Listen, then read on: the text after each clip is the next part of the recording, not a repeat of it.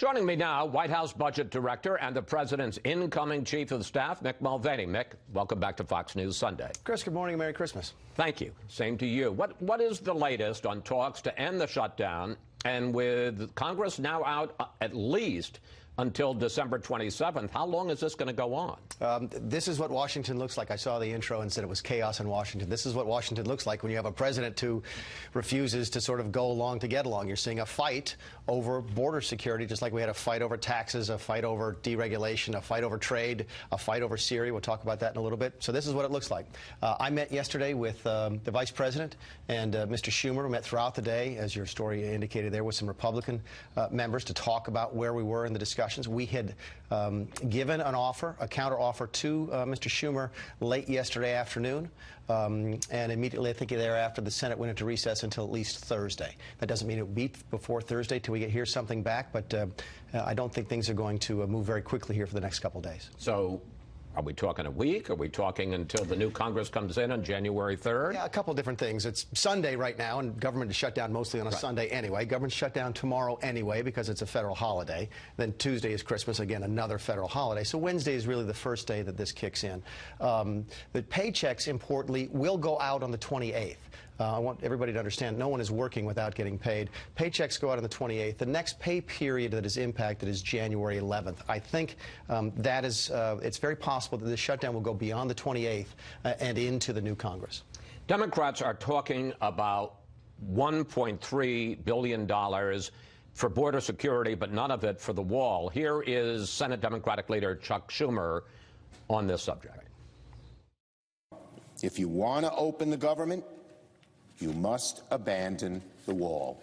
Plain and simple. First of all, what's going on the Democratic side, best you can see? A couple different things, and that's an important line because I think it's important that everyone understands the language that everyone is using. The president tweeted out a picture yesterday of a steel fence, the steel slatted fence with the pointed top and so forth. That's what we want to build. In the Democrats' mind, that is not a wall. So they have offered us $1.3 billion to build the barrier that we want, but then they go on TV and say there's no money for a wall. Okay. We've already told the Democrats we want to build what the president tweeted out. It doesn't have to be a 30-foot-high concrete. So you think that they would approve $1.3 billion to build the steel picket fence? Exactly. Well, the steel barriers that the president tweeted out yesterday. Here's the problem, of course, is that as recently as 2 weeks ago, they had offered us $1.6 billion for that same thing, so they're moving in the wrong direction. I think there's a really good question here as to whether or not this deal can be cut before the new Congress comes in. I think there's an implication here for Nancy Pelosi's election for the speakership. I think she's now in that unfortunate position of being beholden to her left wing to where she cannot be seen as agreeing with the president on anything until after she's speaker. If that's the case, again, I think there's a chance we go into the next Congress. So you're suggesting, or maybe you're outright saying, that Nancy Pelosi, in her effort to ensure that she's the speaker, may hold this up until she's elected speaker. I certainly say that's a dynamic. Certainly, we've been talking to Mr. Schumer, the leader of the Democrats in the Senate. The bill right now is in the Senate. The ball is in the Senate's court. Of course, keep in mind, any bill that comes out of the Senate on this topic will have to have 60 votes, so they'll have to have Democrat support. But I certainly think that the speaker's dynamic is in play here. Well, all right. Let's look at it from your side. The president, $5 billion. What's his bottom line? Does it have to be $5 billion? There was talk from some Republicans who had lunch with the president yesterday. He might accept $2.3 billion. Yeah.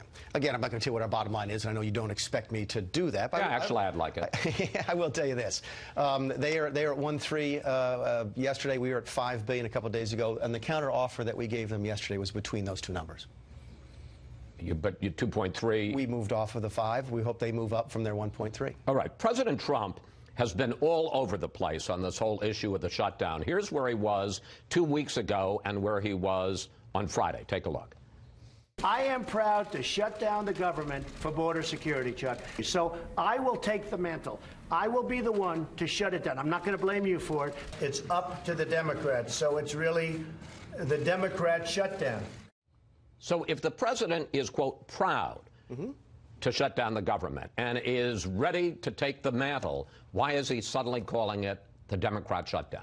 First of all, he is proud to be having the fight. Let's make that very, very clear. He's proud to sort of point out that Chuck Schumer has actually voted for the exact He said he's proud to shut down the government. And I'll get to that in a second. But see, he's proud to have this fight. Okay. As to where we are in the back and forth, again, the ball right now is in their corner. We made them an offer yesterday afternoon. So the Senate Democrats have the ability right now to open the government and agree to the deal. That's where the back and forth is. So you don't see him flipping when he says, I'm proud to shut down the government, and now he's... They come back to us with something, the ball's in our court, it's a different dynamic. But right now, the Democrats, the ball is in their court as to what they come back with. You have your own record when it comes to immigration and a border wall. I know you knew I was going to ask you this. Here's what you said as a congressman in 2015. Sure. The fence doesn't solve the problem. Is it necessary to have one? Sure. Would it help? Sure. But to just say, build the darn fence and have that be the end of an immigration discussion is absurd and almost childish for someone running for president to take that simplistic a view.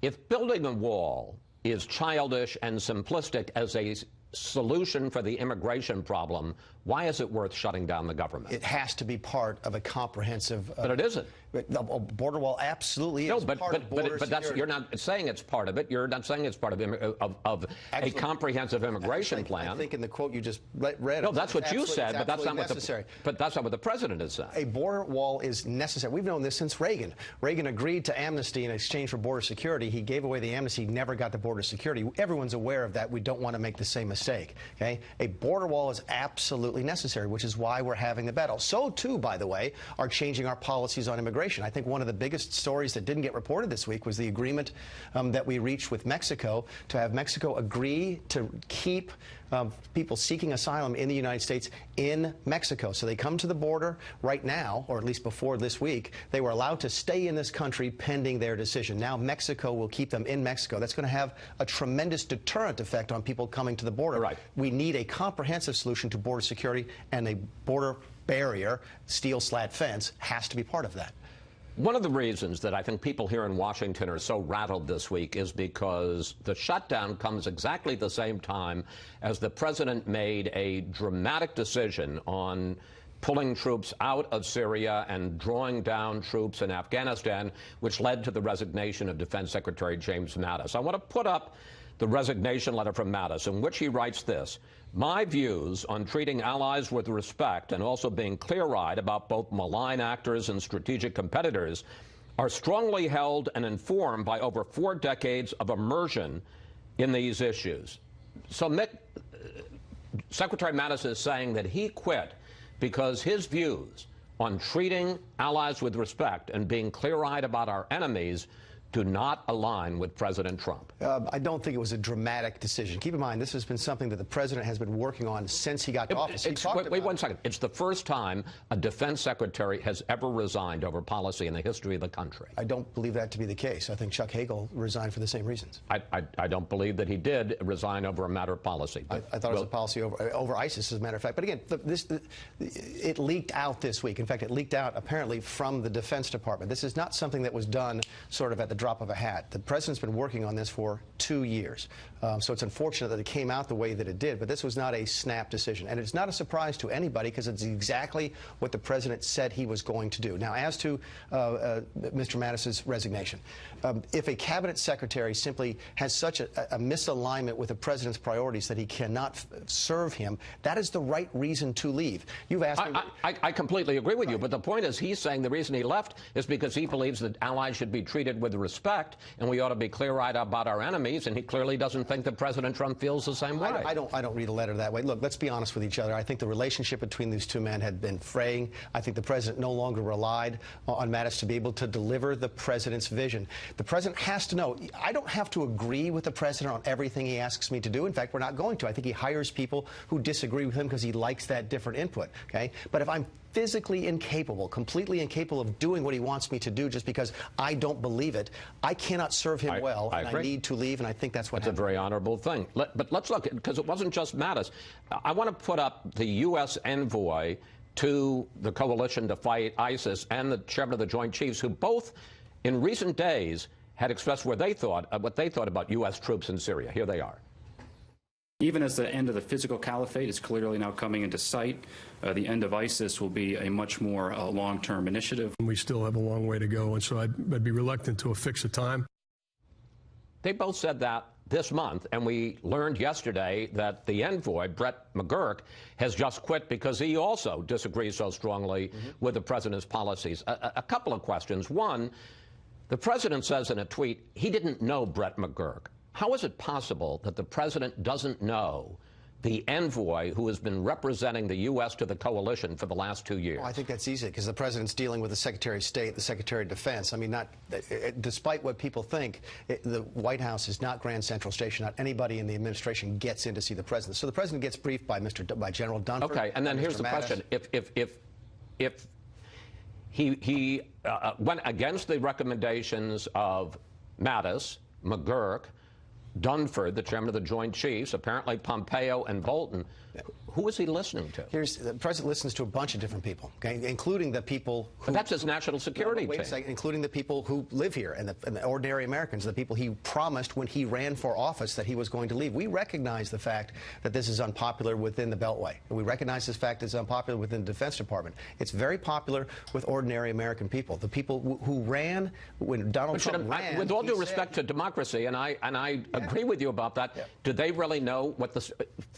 Do they really know what the stakes are of pulling U.S. troops out and leaving the Syrian Defense Force to the Turkish slaughter and what the impact is going to be in Iran? I mean, really, we're going to make this a plebiscite? Ordinary Americans have no idea about those things. They elect the president so that he does, and he has the complete understanding of what you've just laid out, and the decision is his. We serve the president. I am not the president of the United States. Jim Mattis is not the president of the United States, and our job is to get him the information from all sides. And believe me, he sees information from all sides. You can imagine on spending what he sees from me, and he makes the final decision. The fact that his decision is not popular with some people is more their problem than his. I got one more question, and I got a minute for it. The stock markets have just had their worst week since the Great Recession in 2008. At least 2 top national security officials resigned this week, and there's talk about more resignations from the Pentagon. Congressional Republicans are now breaking with the president, whether it's on Syria or Saudi Arabia, or even some of them about how the shutdown happened. Does the president understand that there is growing concern in Washington, even among some people in his own party, that his presidency is in crisis?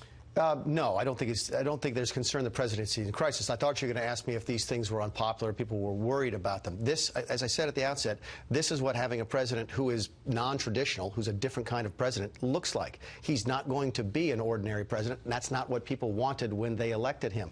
As to the things you just mentioned, the fundamentals of the economy are still great. Yes, the stock market is down. We both know it goes up and down. Unemployment is still at historic lows. Capital investment is still high. Business confidence is high. GDP is still solid. So the fundamentals are still good. Is it going to be a rocky road with a president who's willing to mix things up to change Washington to benefit folks back home? Yes. Mick, thank you. Thank you for your time, especially this holiday weekend. I hope you and your family get at least a little time to celebrate Christmas.